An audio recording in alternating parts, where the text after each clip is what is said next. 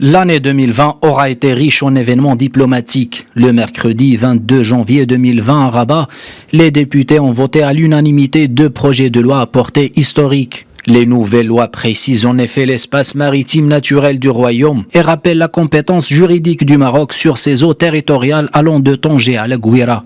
Loin de la capitale sur la scène internationale, la diplomatie marocaine poursuit sa percée avec plus d'une vingtaine d'antennes diplomatiques ouvertes dans la province du Sud, en Afrique, au Moyen-Orient ou sur le continent américain. La diplomatie marocaine se distingue et engage une nouvelle génération de relations. Printemps 2020, coronavirus oblige, le monde est à l'arrêt, mais la machine diplomatique marocaine poursuit son action et trouve écho à l'échelle internationale. La résolution 2548 pointe expressément le rôle de l'Algérie dans le différend pour la première fois. Une notion importante suivie d'un épisode révélateur qui a démontré les intentions des séparatistes de briser le cessez-le-feu. Vendredi 13 novembre, des milices du Polisario qui bloquaient le point de passage de Guerguerat sont délogées en quelques heures par les forces armées royales marocaines. Une intervention mesurée, majoritairement saluée par la communauté internationale.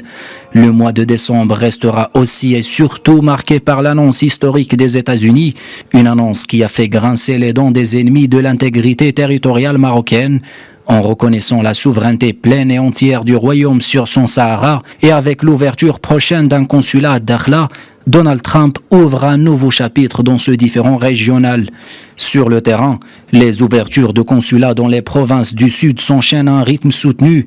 Des 4 coins du globe, à l'ouest, au centre ou à l'est, les soutiens à la marocanité du Sahara se concrétisent.